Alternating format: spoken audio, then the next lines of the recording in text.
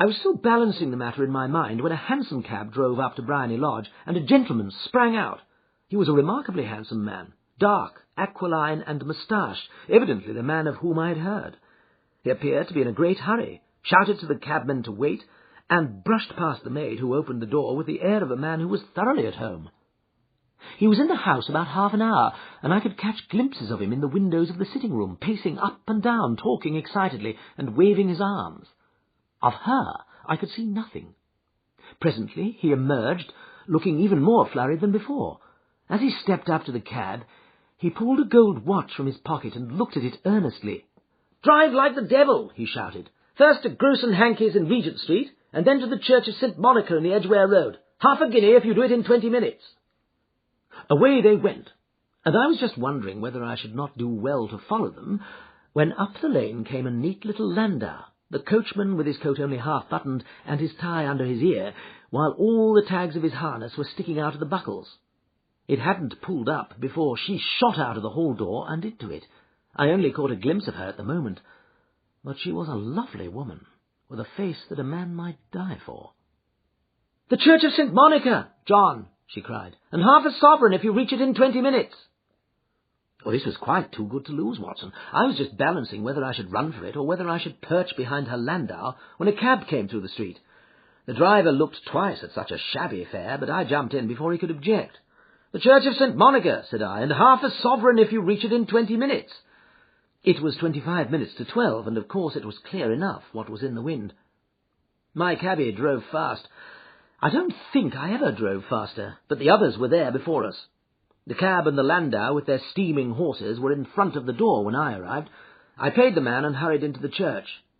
There was not a soul there save the two whom I had followed, and a surpliced clergyman who seemed to be expostulating with them. They were all three standing in a knot in front of the altar.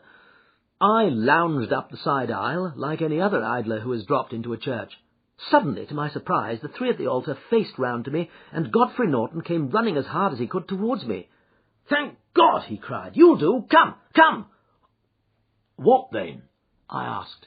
"Come, man, come! Only 3 minutes, or it won't be legal."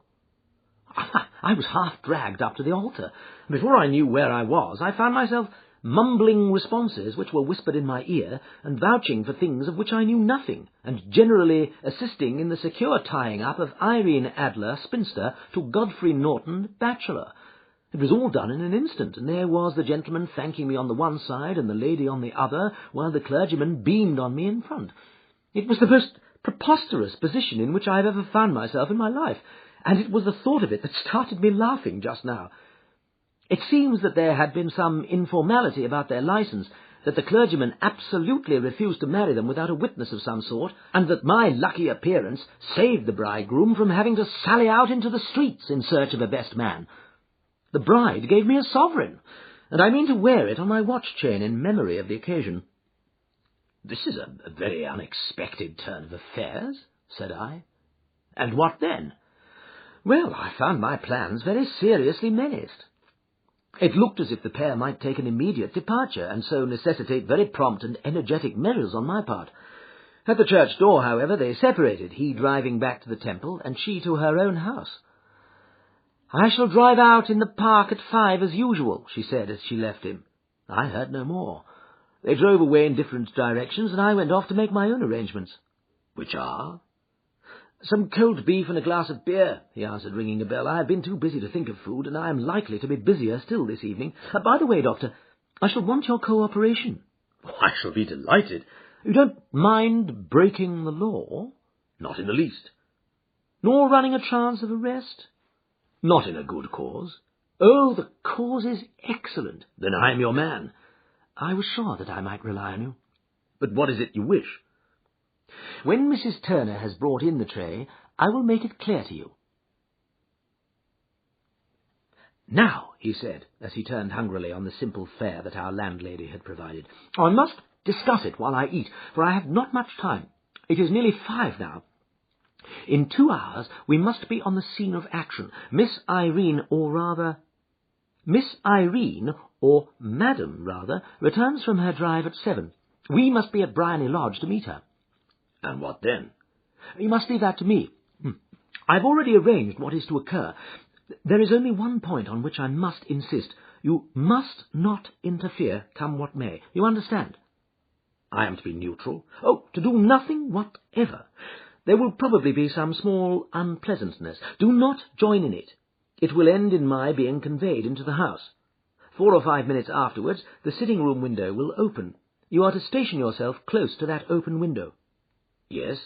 You are to watch me, for I will be visible to you. Yes. And when I raise my hand so, you will throw into the room what I give you to throw, and will at the same time raise the cry of fire. You quite follow me? Entirely. It is nothing very formidable, he said, taking a long cigar-shaped roll from his pocket. It is an ordinary plumber's smoke rocket, fitted with a cap at either end to make it self-lighting. Your task is confined to that. When you raise your cry of fire, it will be taken up by quite a number of people. You may then walk to the end of the street, and I will rejoin you in 10 minutes. I hope that I have made myself clear? I am to remain neutral, to get near the window, to watch you, and at the signal to throw in this object, and to raise the cry of fire, and to wait you at the corner of the street. Precisely. Then you may entirely rely on me. That is excellent. I think perhaps it is almost time that I prepare for the new role I have to play. He disappeared into his bedroom, and returned in a few minutes in the character of an amiable and simple-minded nonconformist clergyman. His broad black hat, his baggy trousers, his white tie, his sympathetic smile, and general look of peering and benevolent curiosity were such as Mr. John Hare alone could have equalled. It was not merely that Holmes changed his costume. His expression, his manner, his very soul seemed to vary with every fresh part that he assumed. The stage lost a fine actor, even as science lost an acute reasoner when he became a specialist in crime. It was 6:15 when we left Baker Street, and it still wanted 10 minutes to the hour when we found ourselves in Serpentine Avenue. It was already dusk, and the lamps were just being lighted as we paced up and down in front of Briony Lodge, waiting for the coming of its occupant. The house was just such as I had pictured it from Sherlock Holmes's succinct description, but the locality appeared to be less private than I expected. On the contrary, for a small street in a quiet neighbourhood, it was remarkably animated. There was a group of shabbily dressed men smoking and laughing in a corner, a scissors grinder with his wheel, 2 guardsmen who were flirting with a nurse girl, and several well-dressed young men who were lounging up and down with cigars in their mouths. "You see," remarked Holmes as we paced to and fro in front of the house, "this marriage rather simplifies matters. The photograph becomes a double-edged weapon now. The chances are that she would be as averse to its being seen by Mr. Godfrey Norton as our client is to its coming to the eyes of his princess. Now the question is, where are we to find the photograph?" "Where indeed?" "It is most unlikely that she carries it about with her. It is cabinet size, too large for easy concealment about a woman's dress. She knows that the king is capable of having her waylaid and searched. 2 attempts of the sort have already been made. We may take it, then, that she does not carry it about with her." "Where, then?" "Her banker or her lawyer. There is that double possibility, but I am inclined to think neither. Women are naturally secretive, and they like to do their own secreting. Why should she hand it over to anyone else? She could trust her own guardianship, but she could not tell what indirect or political influence might be brought to bear upon a businessman. Besides, remember that she had resolved to use it within a few days. It must be where she can lay her hands upon it. It must be in her own house." "But it has twice been burgled." They did not know how to look." "But how will you look?" "I will not look." "What then?" "I will get her to show me." "But she will refuse." "She will not be able to. But I hear the rumble of wheels. It is her carriage. Now, carry out my orders to the letter." As he spoke, the gleam of the side lights of a carriage came round the curve of the avenue. It was a smart little landau which rattled up to the door of Briony Lodge. As it pulled up, one of the loafing men at the corner dashed forward to open the door in the hope of earning a copper, but was elbowed away by another loafer who had rushed up with the same intention. A fierce quarrel broke out, which was increased by the 2 guardsmen who took sides with one of the loungers, and by the scissors grinder, who was equally hot upon the other side. A blow was struck, and in an instant the lady, who had stepped from her carriage, was the centre of a little knot of flushed and struggling men who struck savagely at each other with their fists and sticks. Holmes dashed into the crowd to protect the lady, but just as he reached her, he gave a cry and dropped to the ground, with the blood running freely down his face. At his fall, the guardsmen took to their heels in one direction and the loungers in the other, while a number of better-dressed people, who had watched the scuffle without taking part in it, crowded in to help the lady and to attend to the injured man. Irene Adler, as I will still call her, had hurried up the steps, but she stood at the top with her superb figure outlined against the lights of the hall, looking back into the street. "Is the poor gentleman much hurt?" she asked. "He is dead," cried several voices. "No, no, there's life in him," shouted another, "but he'll be gone before you can get him to hospital." "He's a brave fellow," said a woman. "They would have had the lady's purse and watch if it hadn't been for him. They were a gang, and a rough one too. Oh, he's breathing now."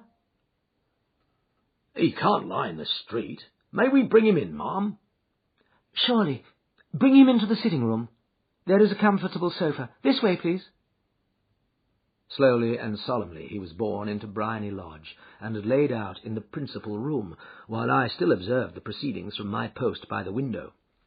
The lamps had been lit, but the blinds had not been drawn, so that I could see Holmes as he lay upon the couch.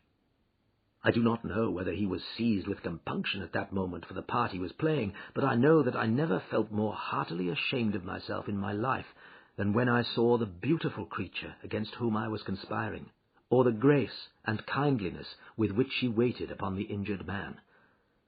And yet it would be the blackest treachery to Holmes to draw back now from the part which he had entrusted to me. I hardened my heart, and took the smoke rocket from under my ulster. After all, I thought, we are not injuring her. We are but preventing her from injuring another. Holmes had sat up upon the couch, and I saw him motion like a man who is in need of air. A maid rushed across and threw open the window. At the same instant I saw him raise his hand, and at the signal I tossed my rocket into the room with a cry of "Fire!" The word was no sooner out of my mouth than the whole crowd of spectators, well-dressed and ill, gentlemen, ostlers, and servant-maids, joined in a general shriek of "Fire!" Thick clouds of smoke curled through the room and out at the open window. I caught a glimpse of rushing figures, and a moment later the voice of Holmes from within, assuring them that it was a false alarm. Slipping through the shouting crowd, I made my way to the corner of the street, and in 10 minutes was rejoiced to find my friend's arm in mine, and to get away from the scene of uproar. He walked swiftly and in silence for some minutes, until we had turned down one of the quiet streets which led towards the Edgware Road. "You did it very nicely, Doctor," he remarked. "Nothing could have been better." "It is all right." "You have the photograph?" "I know where it is." "And how did you find out?" "She showed it me, as I told you she would." "I am still in the dark." "I do not wish to make a mystery." "I do not wish to make a mystery," said he, laughing. "The matter was perfectly simple. You, of course, saw that everyone in the street was an accomplice. They were all engaged for the evening. I guessed as much. Then, when the row broke out, I had a little moist red paint in the palm of my hand. I rushed forward, fell down, clapped my hand to my face, and became a